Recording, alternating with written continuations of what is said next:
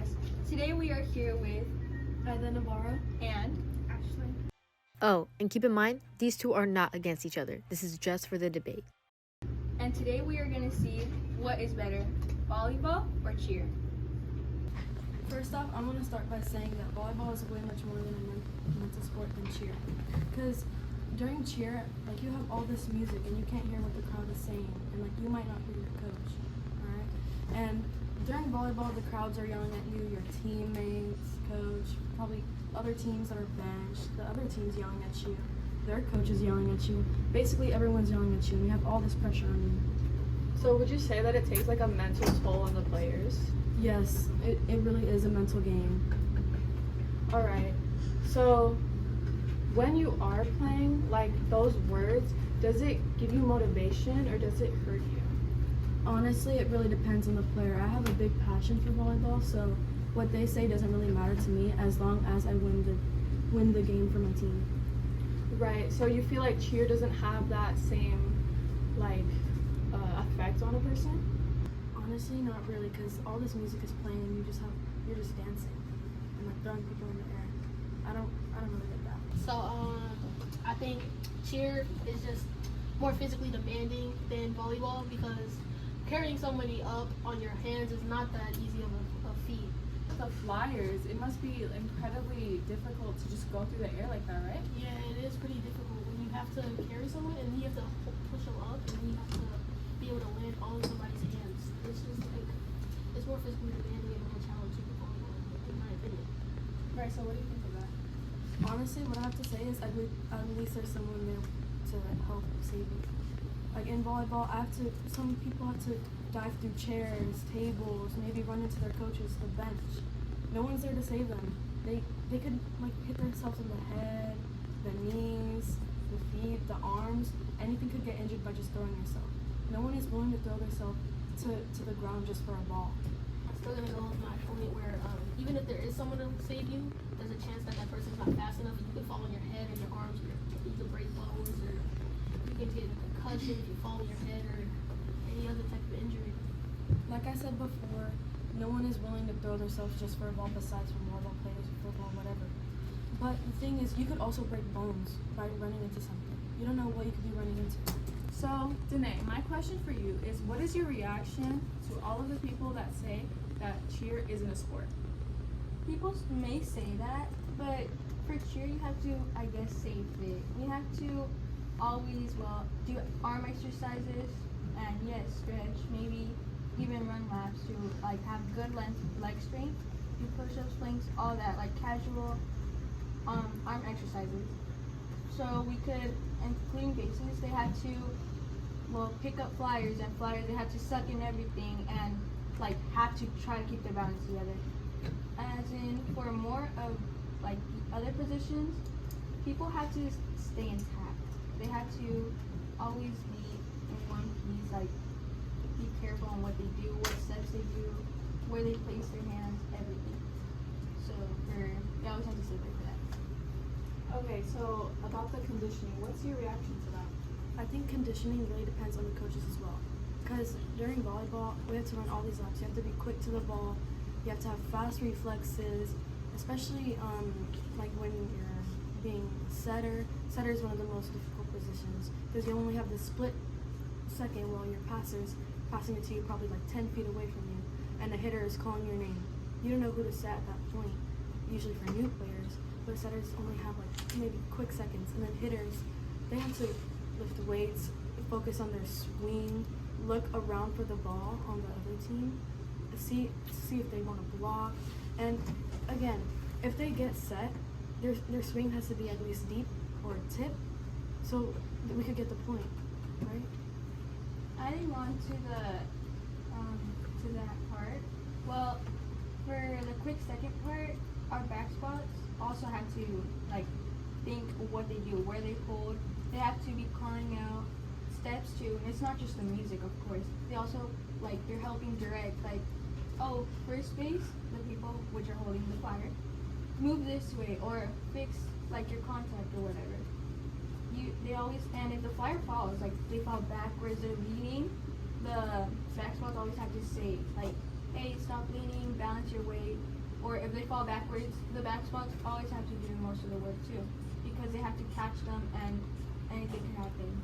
If one base or just a flyer in general, if they mess up with just a tiny thing, the back spot, they have to handle all that weight of the flyer falling. The thing is, there's always something happening in volleyball. During competitive cheer, you guys might have these like little quick second breaks. We don't have that. We always have to keep our eyes on the court. We can't look into the ground. We can't look at our coaches at sometimes. We always have to focus on the ball and where it's going, as long as we get the point. Just for a singular point, we could risk everything.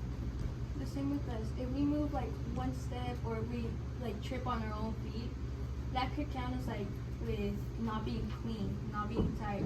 We can maybe get punished by coaches by running laps, more exercises, or even just doing something wrong, because that could just ruin our sport too. We have to always have a good sport in order to pass and move on to the next competitions or championships. Because let's say, as I was saying before, the flyer falls, that could be miscounted. Although we could maybe change it a little bit, but then that would ruin the whole setup of what we had already planned, what we had already practiced. Okay, so what is your reaction to Ida saying that with volleyball you always have to be attentive? My response is we have to do like not the same thing, but like it's more harder. Like yeah, we get breaks and stuff, but it's because like we're running a bunch of laps. I mean, like all the other sports, they don't run laps like we do and stuff. Wait, but like stuff like track and like football, they do all this running. They're always constantly running in the game. For volleyball and cheer, we don't do as much running as they do. So this isn't really a fair thing, because other sports can do way more running than the others, just depending on the coaches. Okay, so Ida, coming back to her previous statement about all it is throwing a ball around, how do you feel about that? Honestly, it's not just throwing the ball around. You have to serve, block. Look at, there's all these people looking at you, and you have to look at the ball. Like, come on. Like in cheer, you have it memorized because of the music, right? All these different steps, like 5, 6, 7, 8. We don't have that. We just have to freestyle it mostly.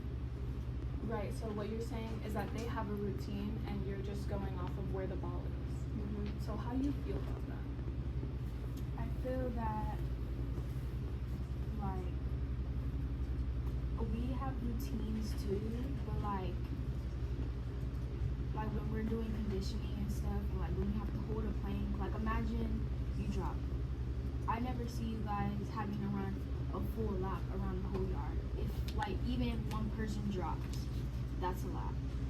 Again, it depends on the coaches. Your guys' coach may be harder than ours. That's why you guys might have to do all these laps.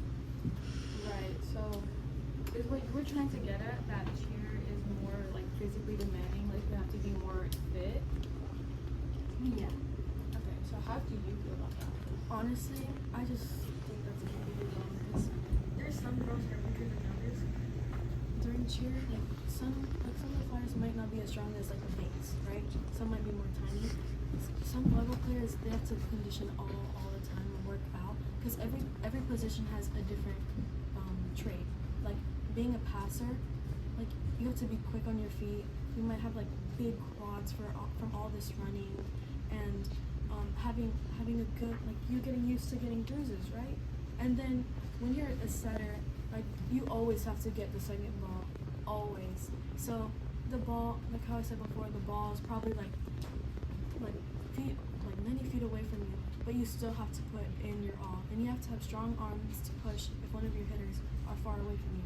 And your hitters, you have to have a really deep swing, and like, have you seen volleyball players' muscles? Honestly.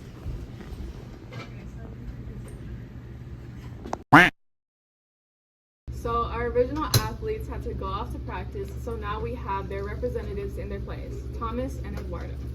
So statistics show that 70% of volleyball players get hurt in the game, while only 60% of cheer players get hurt in the game. What's your reaction to that? It's because volleyball's harder. I'm sorry. Oh my. I believe cheer, You even believe though what in cheer? the injury rate is lower, I still believe cheer is a more demanding sport, and the physical strength. You get balls thrown at your face? Well, even though, during cheer, we throw each other at each other sometimes. And I mean, there is a possibility where at some point in the middle of a game, you would have to throw someone up because the ball is so high, and to rebound that ball back to the other side, you have to throw someone up in the air and they have to rebound the ball. sort of an anime, but So you just stack. Yeah, just stack. But in cheer, the people on the bottom, the position I play, the people on the bottom, they have to hold up. You're in cheer? No, they have to hold up everybody because it's. That's why there are like 5 people at the bottom Yes. and only like 3 people in total at the top. No.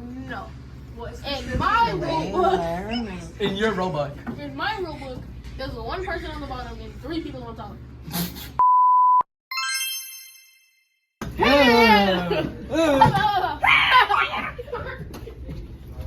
Okay, so thank you for watching the Ollivier Podcast. Episode 3. Which side do you prefer, volleyball or cheer? Bye. Bye. Woo! Go!